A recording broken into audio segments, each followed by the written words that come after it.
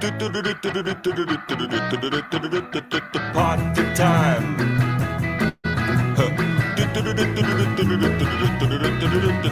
Party time. Party time.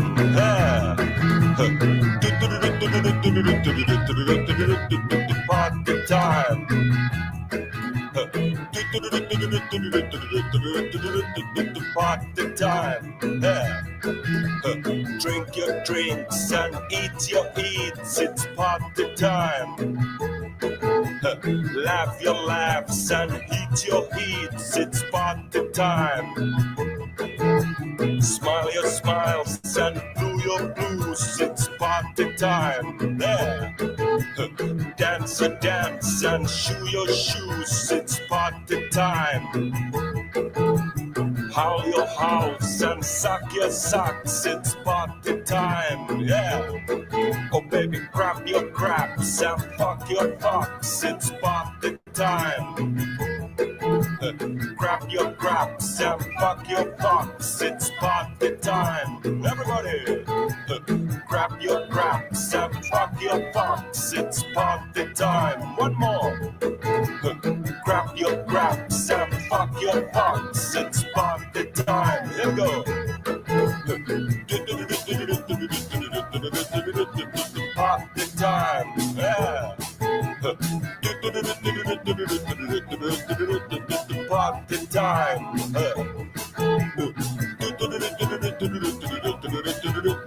Party time. Yeah. Party time. Party time. Party time. Party time. Party time. Party time. Party time. Party time. Hey. Party time. Yeah. Party time. It most certainly is party time, and I think it was Arius who said, "Will Dangerfield be wearing some clothes?" And I just rushed off and put on a t-shirt, not quite a shirt and a cravat, but you know. Right, people, it is the Champions League, Arsenal, PSG in about an hour and a quarter. So it's going to be an hour and a quarter stream, but I thought better than nothing, eh? Thank you to the people who donated on Buy Me a Coffee. We've got a couple more people's names on the house wall. Trying to explain it to my missus was ridiculous. She just couldn't grasp what I'm she's like, what, like pictures of them? I'm like, no, just say name. It doesn't matter, love, don't worry. But thank you for the people who've done that. Because I can't get that Poxy QR code, I've put that, the Buy Me a Coffee link is in the description, but I've also put it with the entropy link at the top of the YouTube chat. Buy Me a Coffee. I lose less money using that one. That one's the best one, then entropy. But I understand people like super chats because it's easier and you get your name on the screen. So I'll take it however it comes. I mean, if you've got a decent enough catapult and you can put a pound coin in it from England and you can get it over here, I'll take it, even if it hits me in the head and gives me a concussion. Anyway, so I'm sticking with the clips, I think. It's all very well just improvising, but I think it's very much just for the scrubs, really. And we're not going to get many new viewers when it's just sort of in jokes and all that sort of stuff. So I've got 1, 2, 3. I've got 4 clips lined up. We got about an hour with my little jabber in between. I think we'll have a nice little show here. Oh yeah, and don't forget this little bastard, Picard. Hello, I've got my mic on today. It sounds great. It sounds absolutely great. How are you? I'm all good. Had a nice sunny day at work, so spent as much time outside as possible. Have you had an haircut and a shave? No. I did today. All right, I absolutely did. Look, you can tell because I've got the old fade on the go. Because it's my birthday, people, on Tuesday the 6th of May. And so my missus, bless her, has saved up, and she said, I'm taking you to Thailand. So we're only going for 3 days, which is one of the beautiful things you can do when you live in Cambodia. When you want to go to Thailand from England, from my house in Soho to my hotel in Patong is 18 hours, which is quite the schlep. From here, from my house here to the hotel in Patong, I leave my house at 9 o'clock and I'm in the hotel 2 o'clock the same day. So even though we're only going for 3 days, that's also a day. Do you know what I mean? Lovely. The hotel, 4-star hotel, for the two of us, it's more like a studio. So it's got a little kitchen. It's got a sofa and all that in it, you know, not just a bed and like a telly. For the two of us, for 4 nights, so Friday, Saturday, Sunday, Monday, 4 nights, $130. That ain't bad at all, is it? I do know the boss, though, so I sort of said, come and help us out. I'm Brassic. And he went, yeah, all right.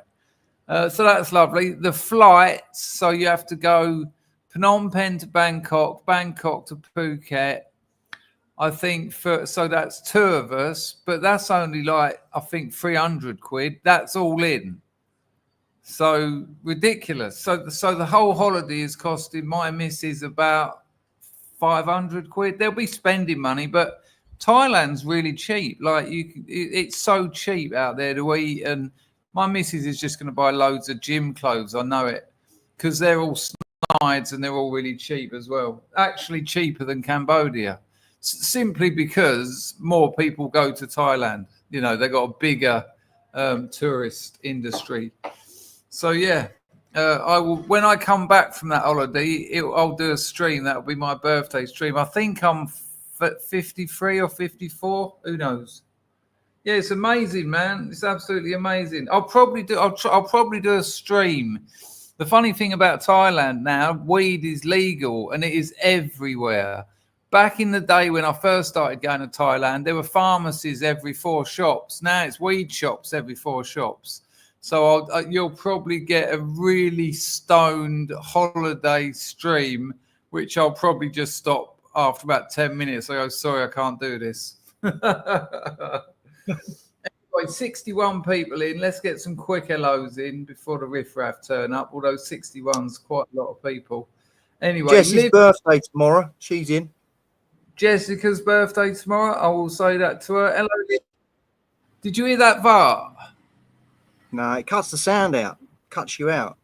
I think it's too so loud. Weird. I absolutely heard it.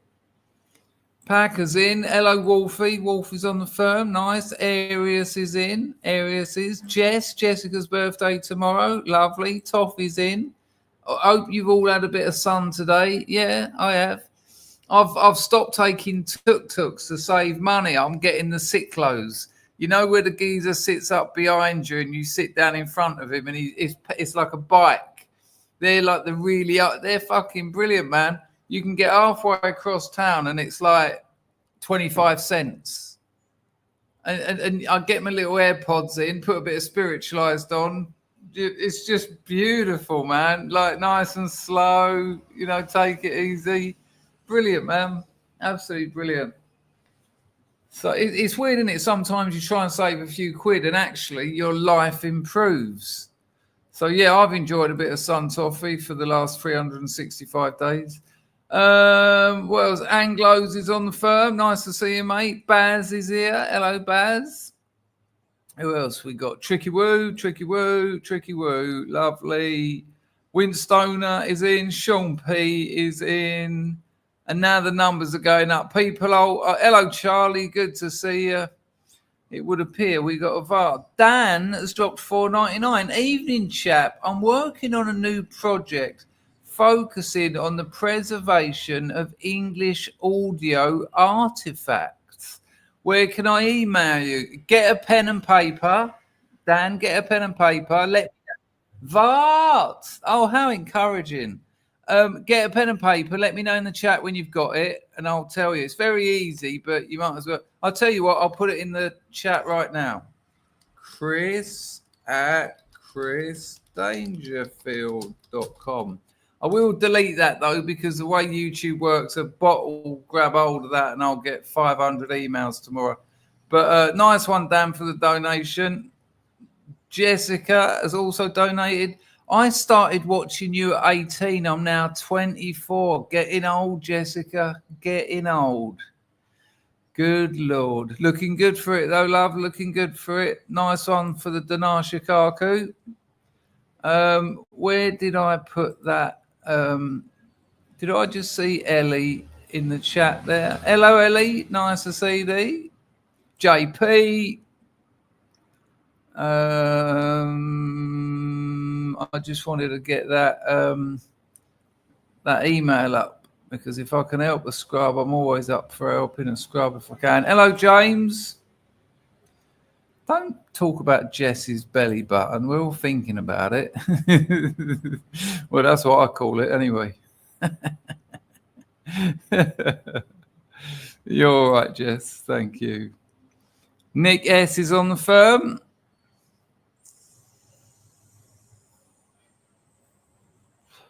Dan, I'm sure I put it in the thing. Lata says it's his birthday this year too. Do you know that thing, Lata? If you're in a class of something like 35 people and it's someone's birthday and someone else says, oh, it's my birthday as well, and people go, what are the odds of that? Well, apparently not that. It's not that. Let me find out. Hang on. What are the odds of two people having the same birthday in a group of 30 people? So in a group of 30 people, the odds of two people having the same birthday, it's a classic probability problem known as the birthday paradox, where the probability of a shared birthday is surprisingly high in relatively small groups. The probability that no one shares a birthday in a group of 30 people is 29%. The probability of two people in a group of 30 sharing a birthday is 70.6%. You wouldn't have thought that, would you? You wouldn't have thought that. Well, I would have done, because I've read about it before, but, you know, it's one of those things, isn't it? Hello, Historical Doppelganger. Good to see thee. Hello, Sheila. LC350. Oh, LC350, I've got something to talk to you about. Not yet, but in about 2 months, I'll have something to talk to you about. And if you're still on the picking tip, I'm going to blow your mind.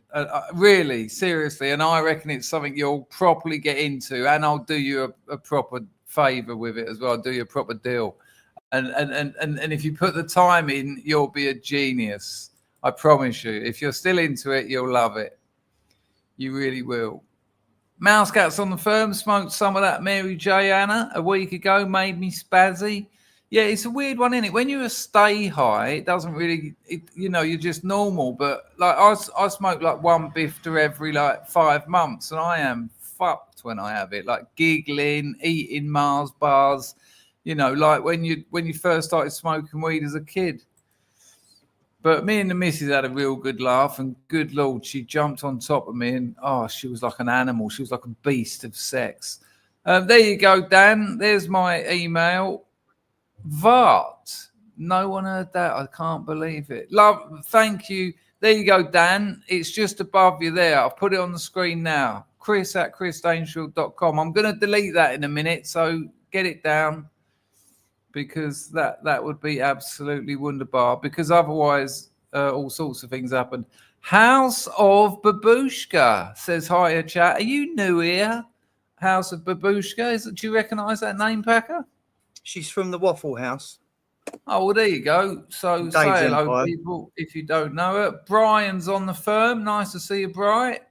Always a pleasure. Yeah, JP knows him. I'm going to delete that email address now because I just don't want loads of crappy emails. But you've got that, have you, Dan? Not a problem. Hello, Ludwig. Good to see you, mate. Right, we haven't got a lot of time. So let's go on with some of these clips. I've got some serious ones. I've got some funny ones. I've got a nice little mixture. Hello, Philip. Hope you're well, mate. Philip's absolutely having it off with all this AI stuff. I know I say it every time, but it just blows my mind. He's a solicitor and he deals in IP and all that. And the whole AI thing is just turning that whole world up on it, is upending it, shall we say. Right, no way. Glass, did you read what I said about you today? Can't stop again. Had a day from hell. Well, you can always send me an email and I will make your day from heaven. But have a look what I said about you. Well, if you want, you can. It's always the last one. That's not nice to hear that, Glass. You know what you do? You're overthinking stuff, darling. Just think. You'll be all right. Why are you thinking about things? It's easier when you... I hope you feel better soon. No, seriously, Glass. Hoax is on the firm. Comstock's still here. I said that. Try an 89% vape. It's wrong. I don't know what that means. You can't vape in Thailand, though. That's going to be a problem. I mean, I don't know what I'm going to do. Mumford said people have been put in prison for like 5 years just trying to get it through customs. I still think I'll probably try. I mean, I've got far worse things through customs. Toffee said weed ruins his appetite for a few days. It's never agreed with me. Yeah, not for everyone, is it? I mean, I smoke it and I can't stop eating. I am newish here, but Packer says I'm from the Waffle House. So there you go. Well, you're more than welcome. Lovely to have you. An absolute pleasure. If I have missed anyone, I will try and pick up with you. Hello, Charlie. Right, let's get on with some of these clips, or we're going to be all... Now, you're going to have to tell me. I can't remember because I've slept. Hello, AAA. Good to see you, mate. Easy now. There's never anything to miss at this stream. I don't know whether we've already watched this. I can't even talk. I don't know if we've already watched this. It's a black fella on one of Charlie Kirk's things talking to another black fella. Did we already see this? I'll start playing it. People in the chat, let me know. I don't want to know. And one of the geezers, the black fellow who's doing Charlie Kirk's job is actually a copper. But if you've seen it already, that's not the same as us having... It's another Warren Smith video. Poor old Warren. Check it. We're going to look at a police officer teaches these students more in 5 minutes than probably any professor they have is going to teach them in the next 4 years. Show me another country that give opportunities for all people like America. Do you think we have the same opportunity as everybody else, as black people? Yeah, 100%. With a 200-year economic head start. I just want to say, like I've got a few black mates, some of my best friends are black in England, and dreadlocks on black people, it says so much. It's got so many connotations. You know, it is part of Rastafarianism. Rastafarianism is an anti-white religion. That's just in the texts. You know, I find it amazing, all these hippie liberals that listen to reggae music, and it's just riddled with anti-white sentiment. It's bizarre that, you know, they sit there talking about Zion and they think they're the original Jews. They think they're the God's chosen people. It's absolutely absurd. Yeah, I used to have dreadlocks as well. It was a peculiar time, but they were the women liked them in 1988. Anyway, so check this out. This will blow your mind. 5 minutes than probably any professor they have is going to teach them in the next 4 years. Show me another country that give opportunities for all people like America. Do you think we have the same opportunity as everybody else, as black people? Yeah, 100%. Now, interestingly, there he says, do you think we have the same opportunities as everybody else? Now, we know who he's talking about when he says everybody else. And he actually goes there in a minute. with a 200-year economic head start on us and no What's stopping you reparations. now? Aren't you at this university? Yeah. All you can do is move forward in the best way possible with what you have access to. You're at the university just like all these white people. Mhm. How's that any different? Can't you? I want you to can- go two blocks hold that on. way and tell me Forget where that. they at. Only thing you are in control of is how you respond to what comes at you. And Well, how it's is not it stopping stopping me. you from being prosperous enough to go down the street and make a difference in your own community? And let's not forget, per capita, there's more poor white people than there are poor black people. It's ridiculous. And the black people have all the affirmative action, and the black people have all the you don't have to score the same amount of points to get into the universities, and the black people have got DEI and quotas to get into the better jobs. I mean, it's just ridiculous. 200 years ago, this happened to a minority of people. How's America stopping you from doing Why that? is it my responsibility to make a difference in my community that was sabotaged from the Why is it your responsibility? Which says to me, I want reparations. start? And this is a perfect example. Stories are powerful things. They can get in the way. Do you think the CIA planted drugs in our communities? They didn't make you sell it? Why are you not? It's an incredible comment, and it's very quick. So listen to that, because the CIA did plant crack cocaine into black communities. However, crack is just a rebranding of freebase, which the CIA didn't put into black communities 20 years before the whole LA crack epidemic. So this geezer says, what, you don't think the CIA put crack into our communities? And the copper says, but you didn't have to sell it, which is the same as saying you didn't have to take it. You know, what are you saying? Are you that stupid that just because a load of old Bill turn up and go, oh, here's crack. Oh, I suppose I better take it and sell it then. You did the same bloke who says, why should I take responsibility? I'll tell you why you should take responsibility, because when the CIA come in with their fucking great rocks of Gibraltar of crack, you can actually just say, no, I ain't taking it and I ain't selling it. Way. Do you think the CIA planted drugs in our communities? They didn't make you sell it. Why are you not selling drugs right now? Because it doesn't make sense for you to do that. You have an opportunity to go to a university, get an education, and make yourself better and make your family better in the next few generations. And without a doubt, he's not paying for that course. He'll be on a scholarship. There's so many scholarships for these so-called minorities, even though Caucasians are the global minority. These people, they won't have to pay off loans because they've got scholarships. Other people are paying for his university. Not all. I don't want to keep having to say that. But, he's moaning that America is horrible to him, but it's paying for him to go to university. He hasn't got to work. He gets free money from the government, which is tax money, which is our money. He's still fucking complaining. It's mind-blowing. Uh-huh. Nobody's stopping us from doing that. I'm sitting on campus right now, and you all know these people are listening to me. You know what's stopping What's stopping everybody? me? Money.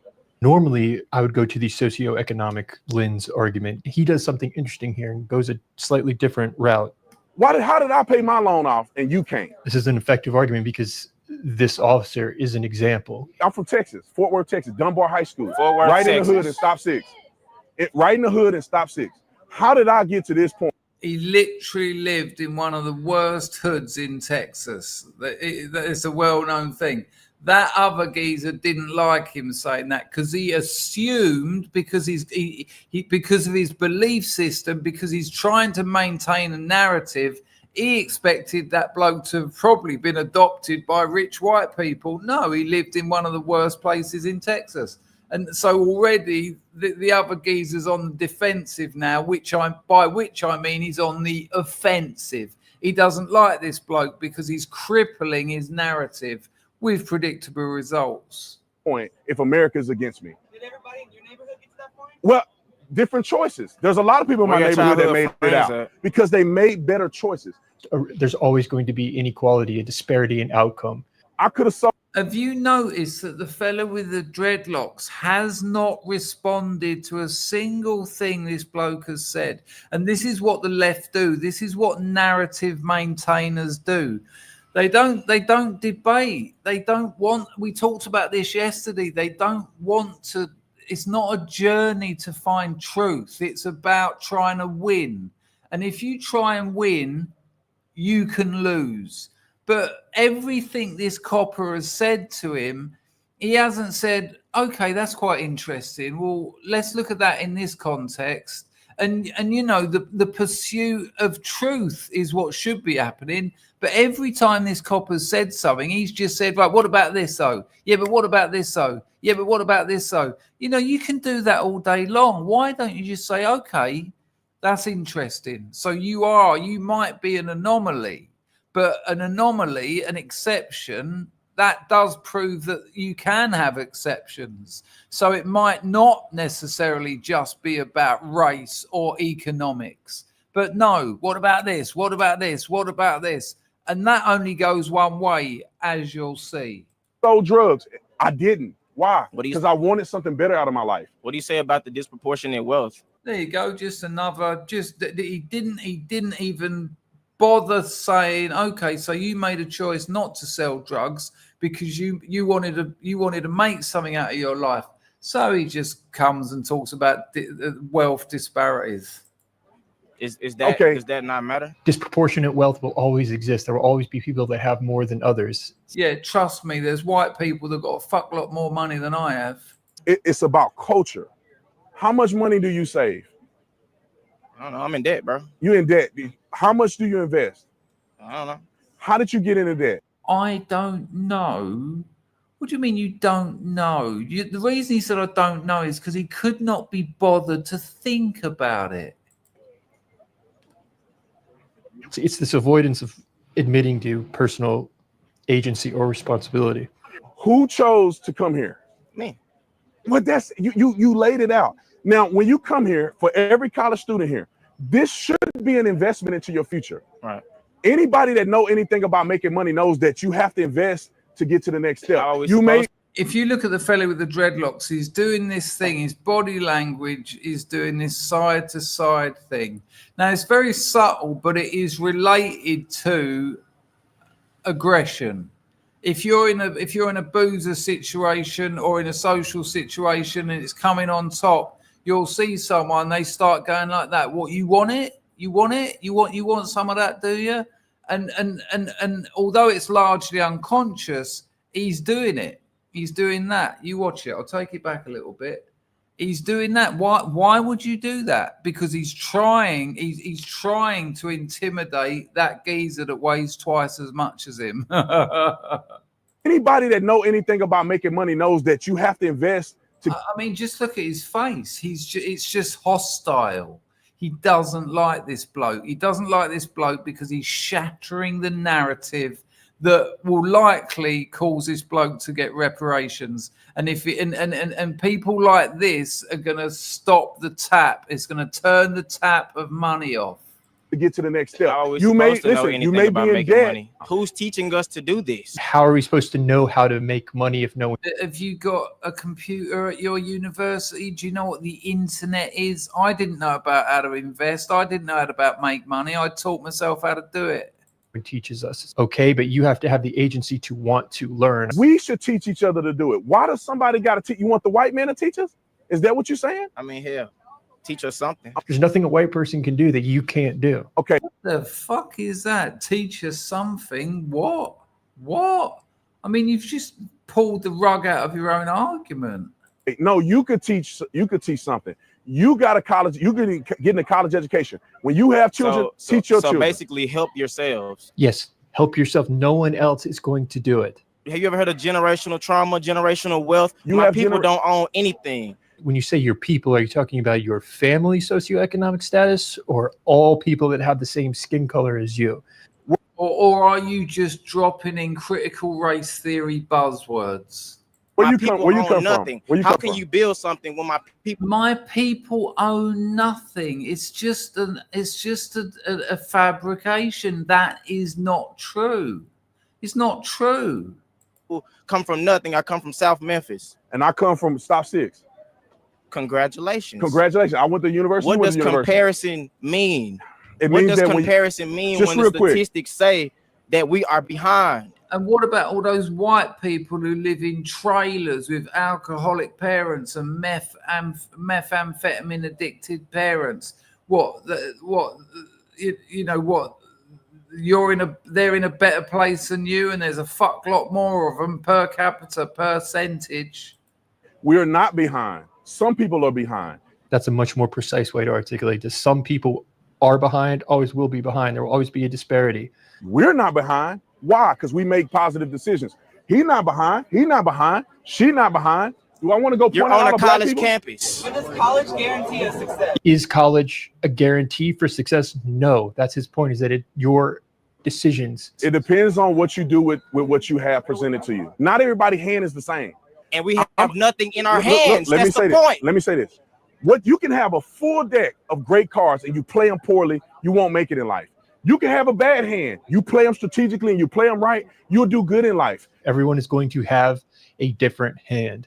I mean, the geezer's victim mentality, he will, unless he starts growing up and starts taking responsibility for his own choices and stops blaming things that literally happened centuries ago to people he didn't know, he will be a failure.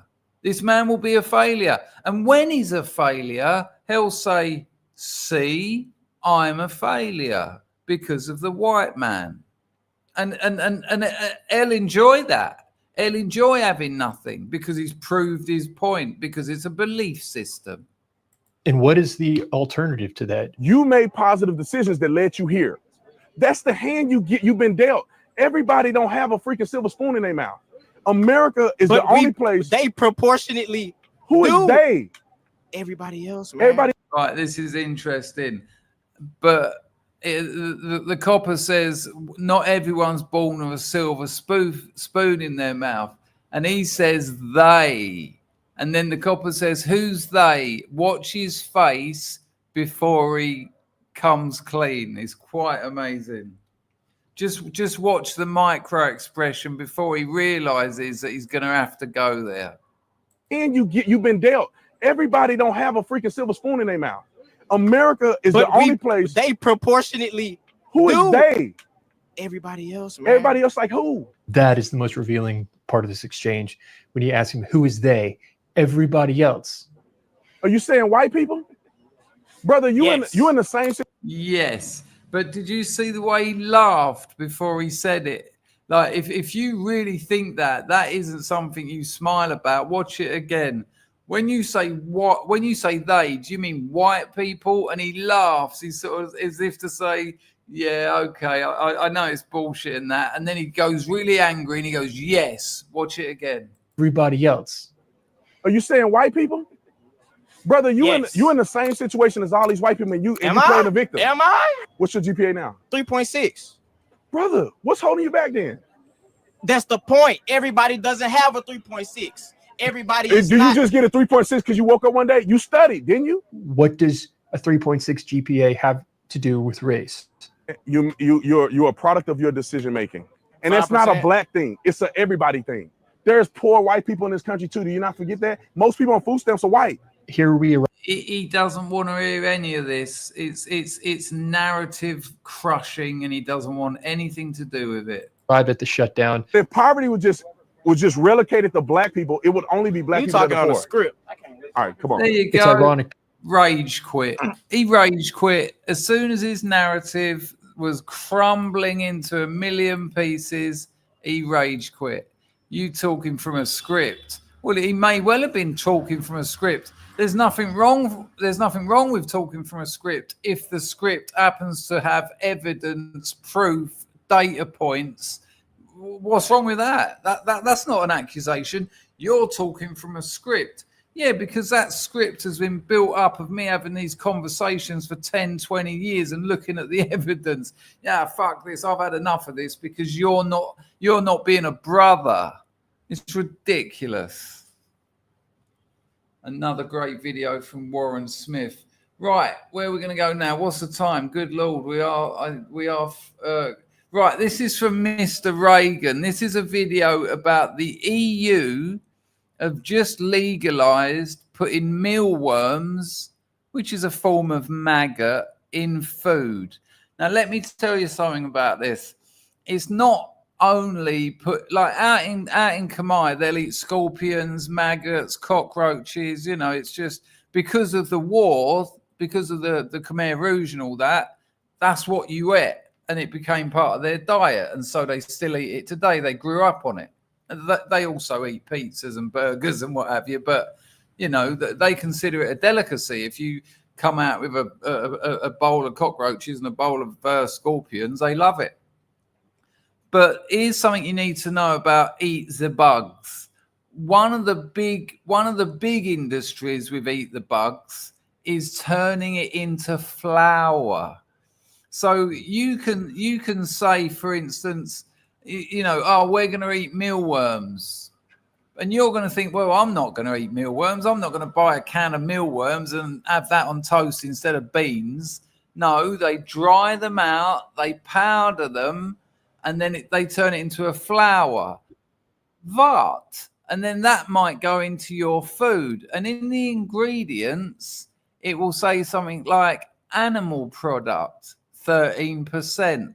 And that could be maggot powder, right? So watch out for that. So it's a 15-minute video, but I just want to show you this one little bit because, well, you'll see.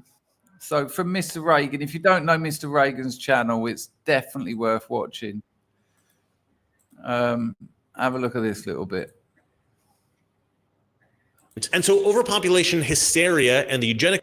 So it's about, so you know, the whole overpopulation hysteria. You know, global warming is a hysteria. Well, in the early 70s, we had global cooling as a hysteria. You know, this is how science works when science becomes propaganda because corporations get involved and they want to they lobby and put money into these crazy ideas. So the idea that there's too many people on the planet, which is weird considering you know, people of European descent aren't even breeding at replacement rates.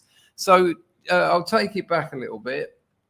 Check this out, because he's got an old interview. I think it's from the mid 70s. I can't be sure, but this will blow your mind. Check it. Francis Galton on hereditary improvement. And so overpopulation hysteria and the eugenics movement each amplified each other. Oh, here's a problem. And oh, look, there's how you fix it. Overpopulation hysteria reached its peak in the late 1960s and the 1970s after the publication of Paul Ehrlich's 1968 book, The Population Bomb. So this is Paul Ehrlich you're about to see talking. Given the population explosion, what ought the government to do about this? The first thing. So because there's too many people on the planet, not even close. Do you know you can put the entire population of the world into Loch Ness? Right? Bear that in mind when they talk about overpopulation. You can put every single person on the planet into Loch Ness, right? That's how bad the overpopulation situation is. So I'll take it back a bit. So he's now going to tell you what we need to do to stop people breeding. Bearing in mind this was late 60s, early 70s, and now look at people of European descent not breeding at replacement rates. It's all connected. Check it. Population explosion. What ought the government to do about this? So the first thing that should happen is that the president ought to say, from here on out, no intelligent, patriotic American family ought to have more than 2 children, preferably 1, if you're starting a family now. Not any law, but just... Much like what China done. And now they're in all sorts of trouble because they killed all the girls because they didn't want them. And now there's like 10 blokes for every 1 woman. Say this is what responsible people do. He ought to make the FCC... Cheers, John. See to it that large families are always treated in a negative light on television wherever they appear. There ought to be a tremendous amount of television time devoted to spot commercials, the sort we've had against smoking. You get a scene which shows Los Angeles in the smog and it just says this city has a fatal disease. It's called overpopulation. And So long. You could move to giving women bonuses for not having babies. That almost certainly would do the job. Then you could move to... It's incredible because it's almost the exact opposite of what he's doing in Hungary. What's his name? I can't... Viktor Orban. It's the opposite. Viktor Orban is incentivizing childbirth. You have 4 kids in Hungary, you never pay income tax. You have 2 kids, you don't pay interest on your mortgage. You know, and all this stuff is like the exact opposite. It's bizarre. So long. You could move to giving women bonuses for not having babies. That almost certainly would do the job. Then you could move to changing the tax structure. People who had the money and had the children paid for the children. In other words, you would increase taxes on people with children. If that doesn't work, then you'll have the government legislating the size of the family. And people say, oh, that's impossible. Government can never intrude and tell you how many children to have. Well, I got news. You know, it intruded a long time ago and told you how many wives you can have. And there's not the slightest question that if we don't get the population under control with voluntary means, that in the not too distant future, the government will simply tell you how many children you can have and throw you in jail if you have too many. This coincided with the modern Throw you in jail if you have too many children. environmental movement sparked by the publication of Rachel Carlson's book, Silent Spring, in 1962, which then evolved into the current climate hysteria. But I'll cover all of that in another video. For now, let's just focus on the overpopulation hysteria. So as I said before, because everybody was in a panic about overpopulation, a number of organizations formed to combat this inevitable global catastrophe. All right, so the list of organizations that I'm about to read off, well, it's going to sound like crazy conspiracy theory fiction, but this is all real. Planned Parenthood, UNFPA, Rockefeller and Ford Foundations, Population Council, and get this, USAID were all founded to address fears about overpopulation. Also, the Gates Foundation, the WHO, and the IMF, the World Bank, all eventually became involved in addressing overpopulation as well. And here's the crazy thing about these organizations. Their strategy for resolving the overpopulation issue is primarily to reduce population growth. That is, to stop people from having so many kids. And in some cases, that has meant forced sterilization. And when they say to stop people having too many kids, what, you think they're doing that to Islamic societies? Do you think they're doing that to anyone else but the Caucasian people? No, me neither. They pander so much to the Muslims. They wouldn't let them do that. You know, they'll just have more and more. Pretty extreme. And some of these organizations have accumulated a lot of power, way more than you might expect. And we've seen some of the stuff that Doge has been uncovering. And so basically, some of these organizations have turned into grift machines and money laundering operations, redirecting US tax money into the pockets of corrupt politicians and bureaucrats. Which is always the way. That's what taxation is about. It's about putting public money into private pockets. And of course, they are still trying to reduce population growth. And look, although the strategies and tactics are often characterized as evil, I don't necessarily think the fundamental motivation of those who first established these organizations, the people who were concerned about overpopulation, I don't think their motivations were necessarily evil. Shane, do you really think that Doge is bullshit? Tell me why. I think it's fantastic. Rollo's just said the same. I'm not necessarily saying I'm right, but give me a little bit more. Why is Doge bullshit?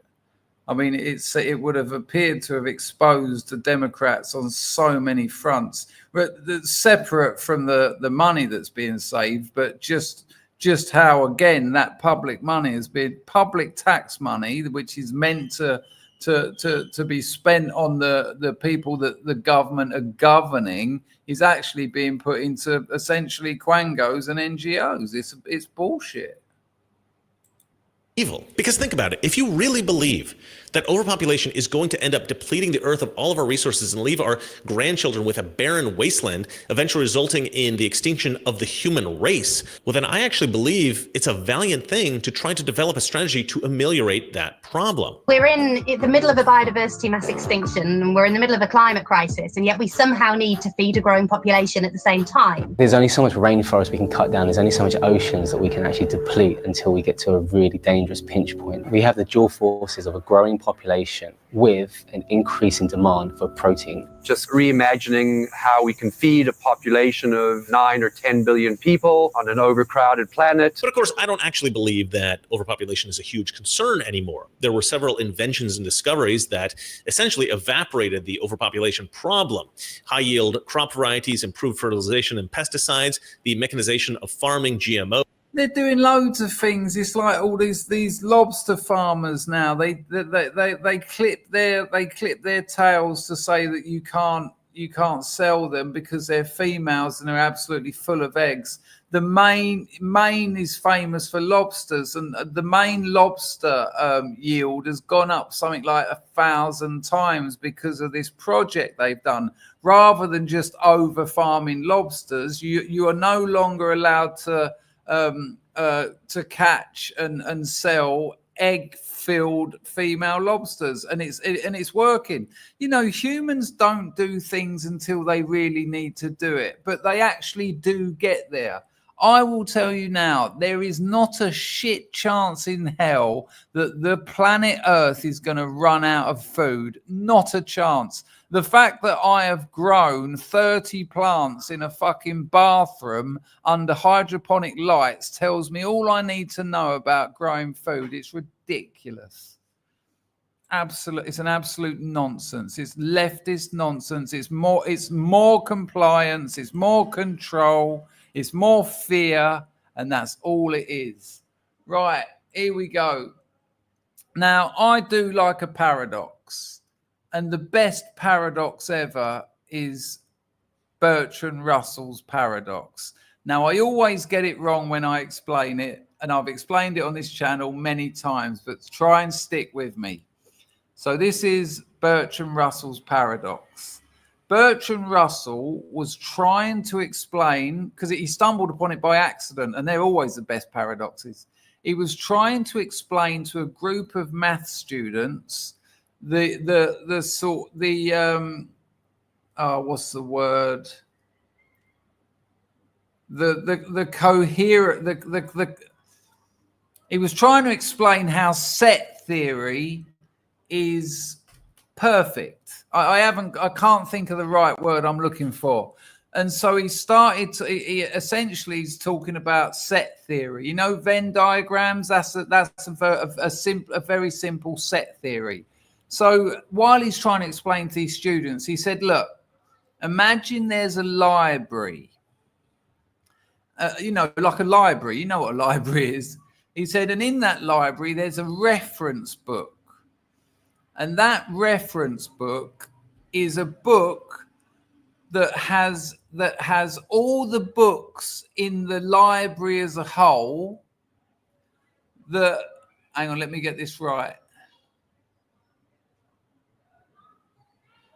Hang on, let me get this right. I've got to get this right.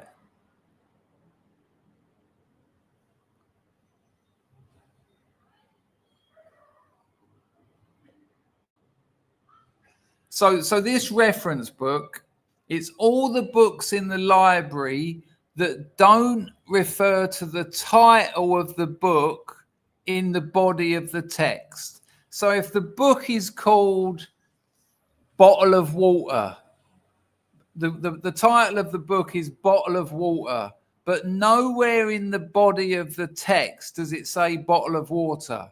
So that book, Bottle of Water, goes in this reference book because it doesn't refer to its own title in the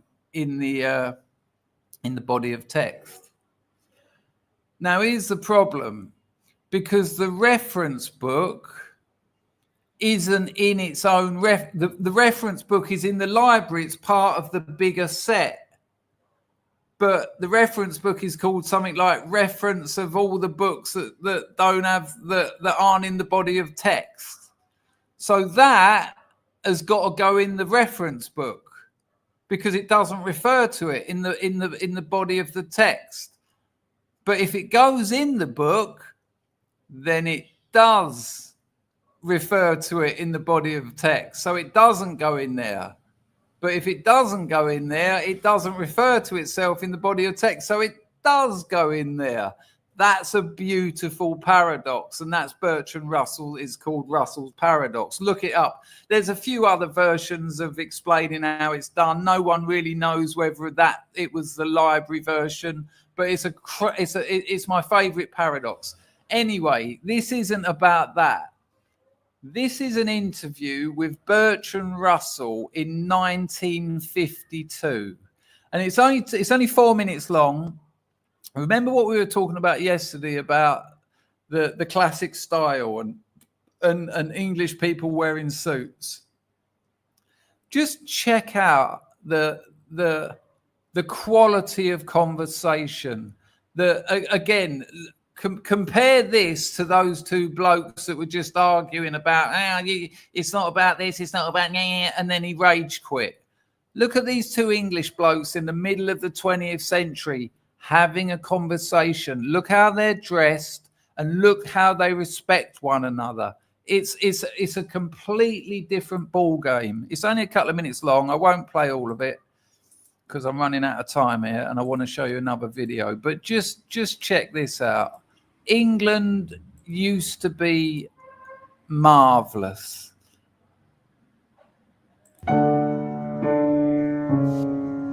Look at that. He talks about his grandparents and life in 1800s Europe, because this interview was in 1952. Bertrand Russell's about 65 in this interview, so he was actually alive at the end of the 19th century. Good gosh. I mean, that's Sherlock Holmes times. I was born in 1872. My parents died when I was still an infant, and so I was brought up by my grandparents. Can you tell us something about your grandfather? What an incredible accent. Just beautiful. Yes, I can tell you something about my grandfather. He was born in the early years of the French Revolution. And there's a real kicker coming up that's going to blow your mind. He was a member of Parliament while Napoleon was still on the... And Philip has already let the cat out of the bag. I'll put it on the screen. Throne. In common with all the Whig followers of Fox, he thought English hostility to Napoleon was excessive, and he visited Napoleon in Elba. It was he who introduced the Reform Bill in 1832, which started England on the road towards democracy. He was Prime Minister. It's insane that his grandfather knew and met fucking Napoleon Bonaparte. I mean, good gosh. Minister during your Mexican War, during the revolutions of 1848. I remember him quite well. But as you can see, he belonged to an age that now seems rather remote. Oh, that's so sad. I remember him quite well, but as you can see, he belonged to an age that now seems rather remote. Thank you, Why Not G? Much appreciated. Feel free to donate, people. The grift has been shocking. Listen to the next thing he says. It's even more heartbreaking. And the world where I was young was a solid world. A world where all kinds of things that have now disappeared were thought to be going to last forever. And that is the fundamentals of conservatism. When something works, you conserve it. And that's the opposite of progressivism, where you just keep let's just progress. We don't want that. We want the new. We want something else. We want to progress. Yeah, but why? Why, if it works? It works. It was better then. That's conservatism. Dawn on people that they would cease. English people certainly regarded English naval supremacy as a sort of law of nature. I mean, a law, obviously is being poetic, but the idea that the British Empire had naval superiority as a sort of law of nature. That wasn't going to change, because once you've established that power, you've got it. It was the Second World War that wrecked that, but there you go. And at the hands of the English, Churchill specifically. Britannia ruled the waves. It didn't occur to us that might stop. Never thought. Can you imagine living in those times when you just thought, well, that's never going to change? You know, we are the greatest naval force on the planet. Of course, that's not going anywhere. And it didn't. You know, they couldn't even dream of that changing, and it did. And that was the 20th century, the century of degeneracy. Even with Bismarck? Bismarck was regarded as a rascal, and was thought of as a sort of uneducated farmer. It's beautiful to describe Bismarck as not only a rascal, but an uneducated farmer. But it was assumed that the influence of Goethe and Schiller would gradually bring Germany back to a more civilized point of view. And gotta love Goethe. Moreover, we thought of Germany as only a land power. Germany had at that time no navy. We weren't at all afraid of Germany. In fact, liberal opinion was more favorable to Germany than to France at that time. Can you imagine actually thinking that? You know, that the English were more favorable to the Germans than they were the French. It was such a con what happened for that whole First World and Second World War. Bismarck himself compared Germany and England to an elephant and a whale, each formidable in its own element, but no danger to each other. And that was how we felt. So we were not afraid of Bismarck at all. It was thought that there was going to be ordered progress throughout the world. Gradually, every country was going to take to parliaments. There was going to be a bicameral legislature and two parties, and it was all going to be exactly like England everywhere, all over the world. Oh man, it's just heartbreaking. It's just heartbreaking. You know, and you know, this isn't just Bertrand Russell. These were the ideas of the day. This is why the literature of the time. This is why your Sherlock Holmes were considered. You know, these were English geniuses. These were people that could do things that no other people could do. You know, you look at the literature coming out of England at the end of the 19th century, it was just incredible. Even the start of the 20th century. And then we got the hippies. And then we got birth control. And then we got free love, which is essentially free grape, sorry. Yeah. Right, here we go, people. I'm running out of time. I've got 14 minutes left. This is another bit from Mr. Reagan. And this is awful. So there's a load of TikTok videos. You know, the current American president, you know, someone nearly killed him. If he hadn't have moved half inch, he would have been dead, even though plenty of people saw a man with a gun climbing up a roof.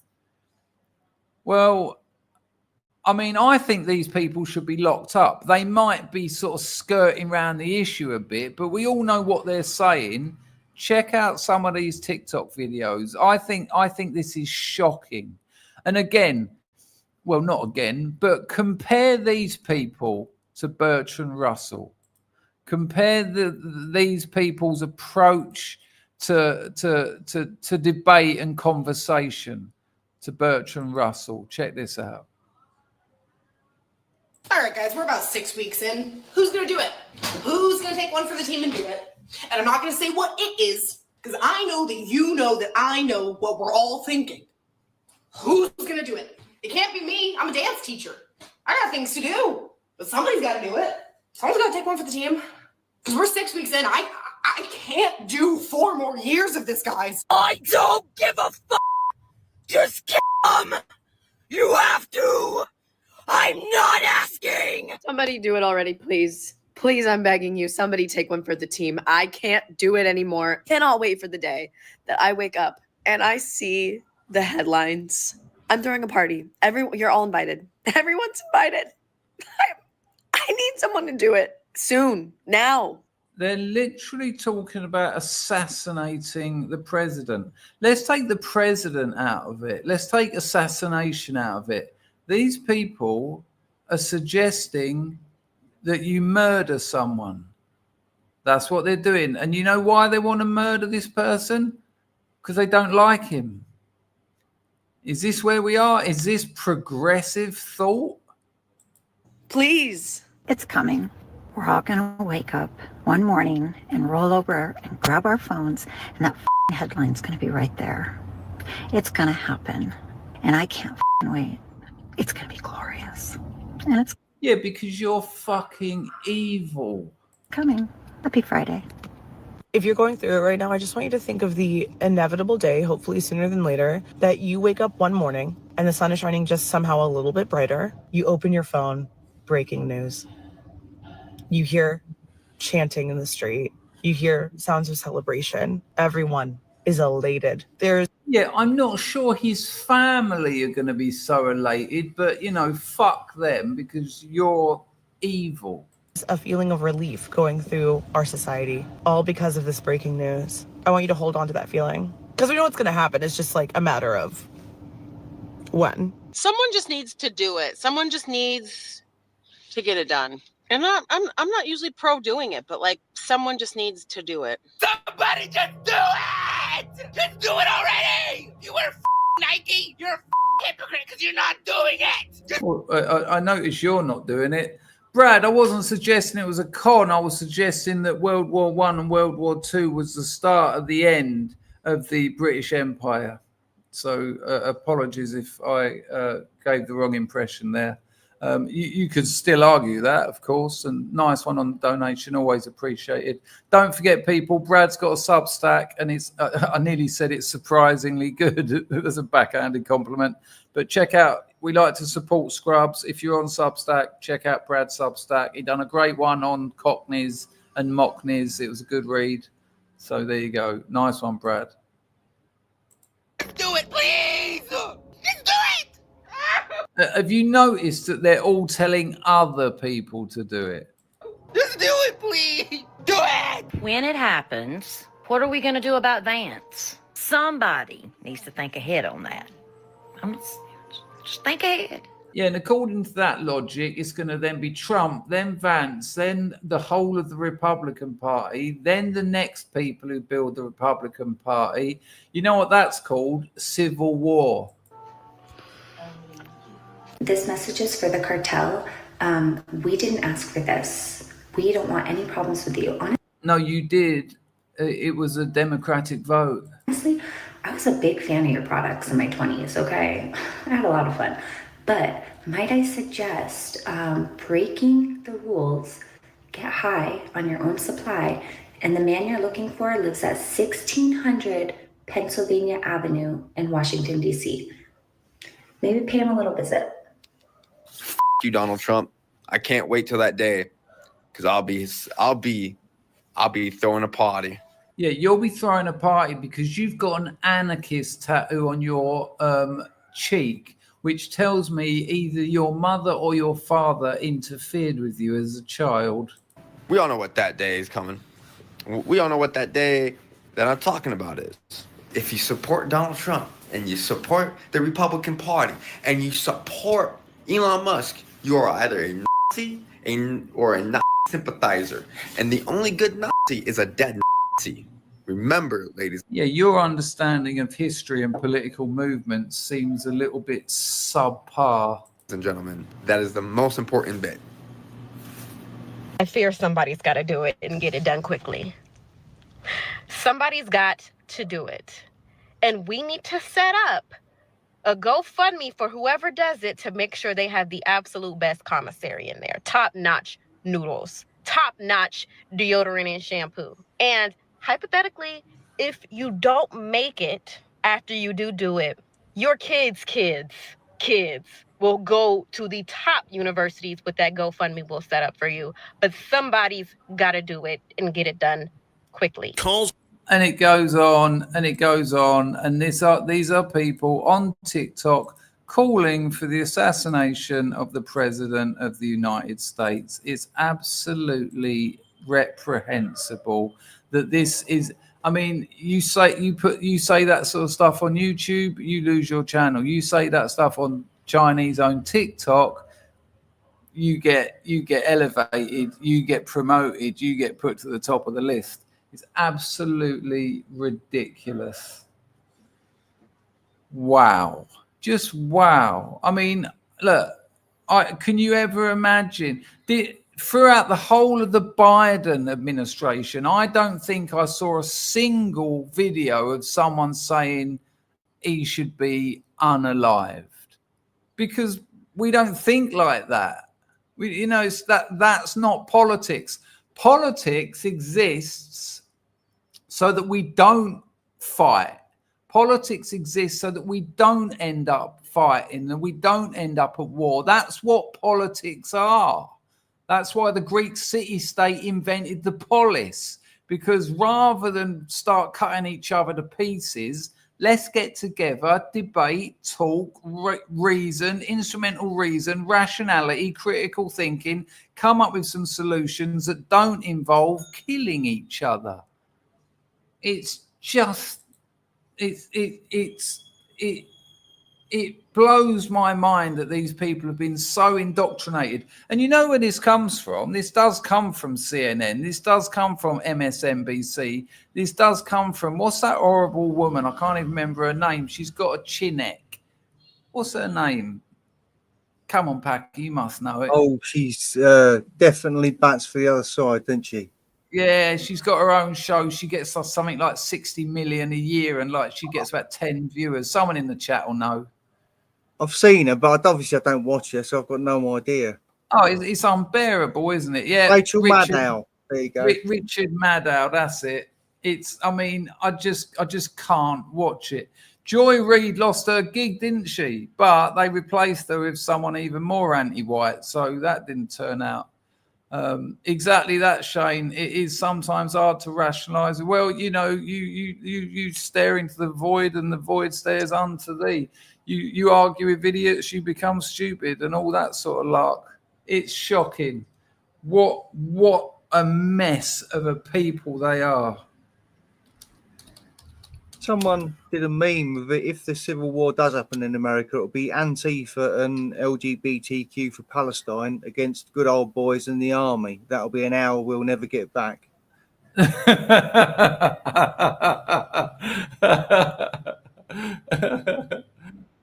Right, don't forget, people, it's 1, 2, 3, 7. Sorry, I've got to go. It's been an hour stream, but I've got to watch the Arsenal play PSG. I tell you what, because of the time difference, it's going to kick off at 2 o'clock in the morning. So the game will kind of end about 2 hours with half time. So 4 o'clock in the morning, if we lose, it's awful going to bed at 4 o'clock in the morning. And a loss, it's just like, oh. But if we win, it's absolutely lovely. I'll probably stay up a few more hours and do some writing. Listen, Packer, I'll let you go. Give Packer some love in the chat, people. Nice one, Packer. Thanks, pleasure as Cheers, always. Scrubs. Take care, mate. There you go then, people. Short but sweet. Hope you enjoyed it. Thanks to everyone who donated. Thanks to everyone who engaged in the chat. Thanks to Packer. Thanks, and most of all, to all of you lot coming here and making streams. We have streams, which is great, because without people coming, it's just me and Packer. And I'd imagine Packer wouldn't hang around too long if it was just me and him talking for 2 hours. I'll tell you what, I wouldn't talk to him for 2 hours either. Anyway, I will be putting your comments on the screen. If you have donated on the Buy Me a Coffee, I will look at that after the stream and I'll get your video reply. This is the Matoid and Funeral Party. Here we go, people. A bit of that, a bit of that, a bit of that, a bit of that. Get rid of my little boat. Put that on there. And Play. 1, 2, 3, 7, yeah!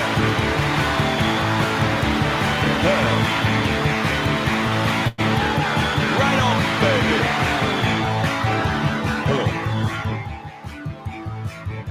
The priest is here, and the casket is ready. Cheers, Brad. Body inside looks nice and steady. Let's play it for the man, for the last time. Play it for the man. Farewell. Play it for the man, for the last time. Play it for the man. Praise the Lord, and we got to go on with the funeral party. Got to go on with the funeral party. Got to go on with the funeral party. Got to go on with the funeral party. Yeah! All right.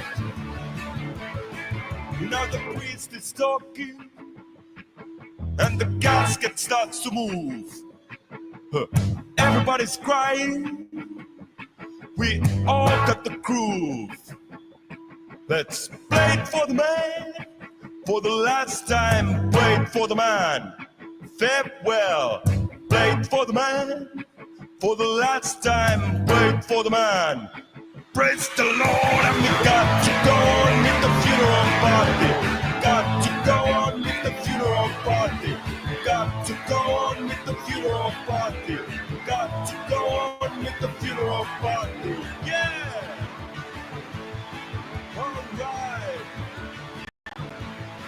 Everybody cry.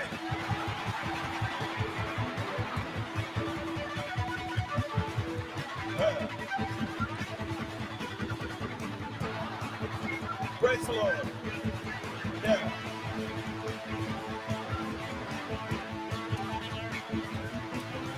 Yeah. Praise the Lord, and we got to go on with the funeral party. Got to go on with the funeral party. Got to go on with the funeral party. Got to go on with the funeral party. Party, party, party, party, party, party, party, party, party, party, party, party, party, party, party.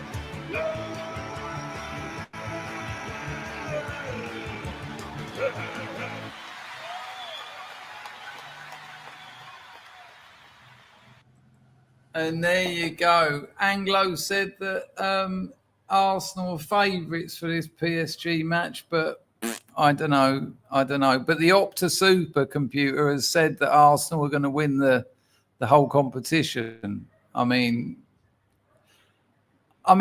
we beat Real Madrid at home and away. You know, they've won the Champions League 15 times. They're the current holders, and on aggregate it was 5-1. So we're all like, yeah, but PSG, you know, they're no mugs. I wouldn't be surprised if they put three passes today. I'm going to say 2-1 to the Arsenal, maybe 3-1 to the Arsenal, but that's because I have to. I can't predict a loss for Arsenal because that's just too unpleasant.